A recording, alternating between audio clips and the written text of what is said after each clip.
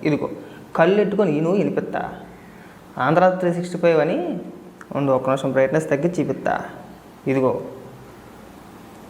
ఆంధ్ర 365 అని చెప్పేసి అని ఆవిడ మాట్లాడాలని వినిపిస్తా. విను.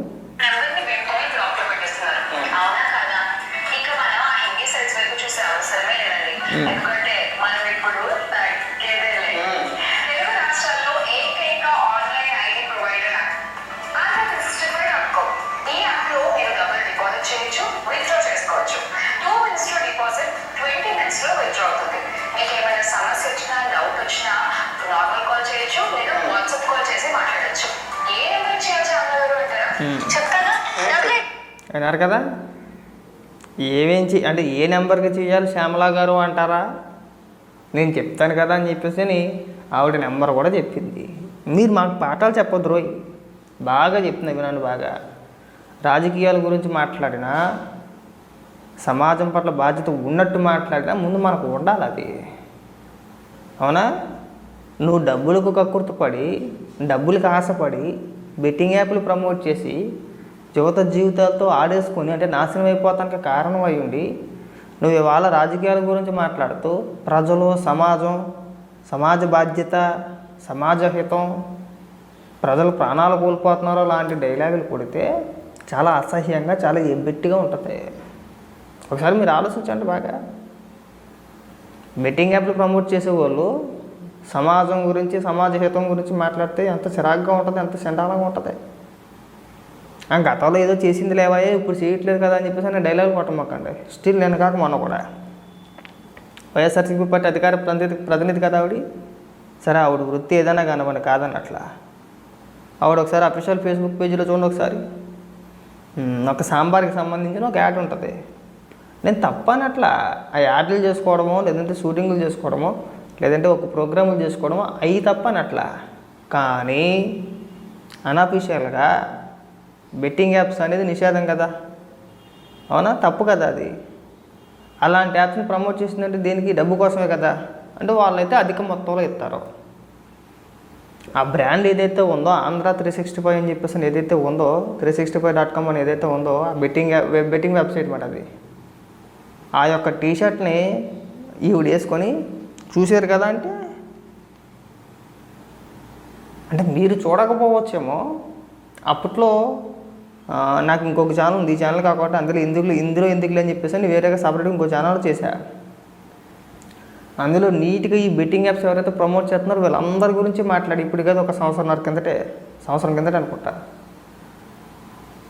అందులో ఈ బిగ్ బాస్ నుంచి వచ్చిన కొంతమంది ఉన్నారు. అప్పట్లో అమర్ అని చెప్పేసి ఇంకొకరు, వీళ్ళ తర్వాత ఇంకా చాలామంది ఉన్నారు. వీళ్ళతో పాటు ఈవిడితో పాటు గీతురాయులు, ఇంకా చాలామంది ఉన్నారు ఈ బెట్టింగ్ యాప్ని ప్రమోట్ చేసేవాళ్ళు. ఆడెవడో టేకుముడి ఆడెవడో ఉంటాడు, ఆడొకడు. ఆ క్రమంలోనే నాకు శ్యామల వీడియో దొరికింది. నేను అప్పుడే సేవ్ చేసి పెట్టుకున్నా. సో వీళ్ళు చేసే పనులన్నీ కూడా ప్రజల ప్రాణాలనే రిస్క్లో పెట్టేసి, వాళ్ళు ఎలా పోయినా పర్వాలేదులే, వాళ్ళు ఎలా నాశనం అయిపోయినా పర్వాలేదులే, మనం డబ్బులు సంపాదించుకుంటే సరిపోతాయి, పక్కోడు ఎలా పోయినా పర్వాలేదు అంటే ఏంటి? సమాజం పట్ల బాధ్యత లేనట్టే కదండి. అవునా? ఎవడెలా పోయినా పర్వాలేదు అంటే ఎవడెలా పోయినా పర్వాలేదు అనుకున్నా సరే మంచిదే. నాకు ఎందుకులేండి, ఎవడెలా పోతే నాకు ఎందుకు, నేను నా కుటుంబం అనుకున్నా కానీ వెరీ గుడ్, మంచిది. కానీ మనకు ఒక ఫేమ్ వచ్చిన తర్వాత, మనం ఒక స్థాయిలో ఉన్న తర్వాత నిన్ను కొంతమందిని అభిమానిస్తారు కదా, నిన్ను కొంతమంది ఫాలో అవుతున్నారు కదా. నువ్వేం చెప్పినా గుడ్డిగా వినేవాళ్ళు కొంతమంది ఉంటారు, గుడ్డిగా అభిమానించేవాళ్ళు కొంతమంది ఉంటారు. నువ్వేదో ఒక కొత్త యాప్ తీసుకొచ్చి ఇదిగోండి దీంట్లో ఆడేసుకోండి డబ్బులు వచ్చేదని చెప్తే, డబ్బు అంటే ప్రతి ఒక్కడికి ఆశే. ఆశేనండి. ఎవరికి లేదు, నాకు ఉంది, మీకు ఉంటుంది. ఫ్రీగా వచ్చిందంటే అందరికీ ఆశ ఉంటుంది. కోట్ల రూపాయలు సంపాదించే చూడికైనా ఫ్రీగా ఒక 10,000 రూపాయలు వస్తున్నాయంటే ఆడికి ఏదో రకమైన ఆశ ఉంటుంది. ఉండకుండా అయితే ఉండదు. డబ్బు అంటే అందరికీ రుచి ఏది ఎవరికండి. 1000 వచ్చిన రోజులు ఉంటాయి. అమ్మయ్య నేను 1000 రూపాయలు గెలిచాం కదా, ఇవాళ వేద్దాం అంటాడు, అవి అయిపోతాయి. నిన్న బాగానే వచ్చింది, ఇవాళ ఎందుకు పోయింది, మనం తేడాగా ఆడుతున్నాం అనుకుంటాడు, అయిపోతాయి. 1000కి 2000 అవుతాయి, 2000కి 10,000 అవుతాయి, 10,000కి 1,00,000 అవ్వచ్చు, 1,00,000 10,00,000 అవ్వచ్చు. నిన్న కాక మన వార్తల్లో కూడా చూసాం, ఒక కుర్రోడు బెట్టింగ్ యాప్లో 30 లక్షల రూపాయలు పోగొడితే తల్లిదండ్రులు ఆ పిల్లోడు ముగ్గురు కలిసి ఆత్మహత్య చేసుకొని చనిపోయారు. కేవలం బెట్టింగ్ యాప్స్ వల్ల 3 ప్రాణాలు గాల్లో కలిసిపోయాయండి. అలా రోజు ఎక్కడో ఒక తెలుగు 2 రాష్ట్రాల్లో ఏదో ఒక రకంగా ఎక్కడో ఒక దిక్కున ఒక వార్త వింటానే ఉంటాం. ఈ బెట్టింగ్ యాప్స్కి సంబంధించి ఇక వాళ్ళు చనిపోయారు, వీళ్ళు చనిపోయారు అని చెప్పేసి. దానికి బాధ్యతలు ఎవరండి? అంటే వీళ్ళదే ఉందలే, ఆడేవాళ్ళు తప్పు, ఆడేవాడికి బుద్ధి లేదా, అసలు వీడంటూ చెప్పకపోతే అదొకటి ఉందని చెప్పేసి నాకు తెలియదు కదా. తెలుసుద్దా అండి? ఇప్పుడు నన్ను కొంతమంది ఫాలో అవుతున్నారు. ఆడెవడో పొరంబో కదా ఒకడు ఒక బెట్టింగ్ యాప్ లాంటిదో బెట్టింగ్ వెబ్సైట్ లాంటిదో చేసుకొని నా దగ్గరికి వచ్చి ఇవ్వని మీకు 1 లక్షలు ఇస్తాను, మీరు దీన్ని ప్రమోట్ చేసి పెట్టండి అని చెప్పేసి అని అంటారు. అది ఇప్పుడు ఉడికి తెలియదు అనుకుందాం. నేను చెప్పేస్తా, ఇదిగో ఇందులో నేను ఆడి గెలిచేసుకున్నాను ఒక 20,000 రూపాయలు, మీరు కూడా ఆడేయండి, గెలిచేసుకోండి, డబ్బులు ఎక్కడికి పోవని చెప్తా. నా డబ్బులు నేను తీసేసుకుంటా, నా కమిషన్ నేను తీసేసుకుంటా, నేను పక్కకి జరిగిపోతా. ఏముందో 1 నిమిషం 2 నిమిషాలు మాట్లాడతాను అంతే. తర్వాత నష్టపోయేది ఎవరండి?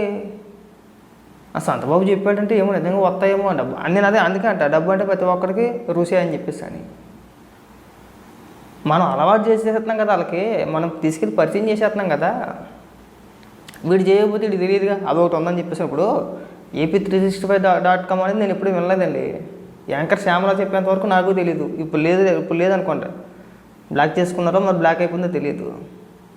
అసలు Andhra365.com అనేది నేను ఎప్పుడు వినలా. యాంకర్ శ్యామలా చెప్పేంత వరకు నాకు తెలియదు. తెలిసిందా తెలియలేదా? ఇలాగే ఉంటాయి అన్నీ కూడా. నేనేమంటానంటే రాజకీయాల గురించి మాట్లాడచ్చు కాదన్నట్లా, కానీ సమాజం పట్ల బాధ్యత లేని వ్యక్తులు మాట్లాడకూడదు అంటున్నా. యాంకర్ శ్యామలా లాంటి వ్యక్తులు అసలు మాట్లాడకూడదు. పోనీ మాట్లాడినా డైలాగులు కొట్టకూడదు, పనికిమాల డైలాగులు ఏదో డైలాగులు కొట్టకూడదు. ఎంతవరకు మాట్లాడాలో అంతవరకే మాట్లాడాలి.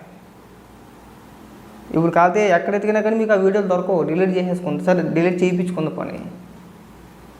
అది ఇక్కడ మెయిన్ విషయం ఏంటంటే, మీకు గొప్పగా అనిపించవచ్చు కానీ మా దృష్టిలో వాళ్ళు ఇప్పుడు కూడా పరమ నీచులు, అతి చండాలులు.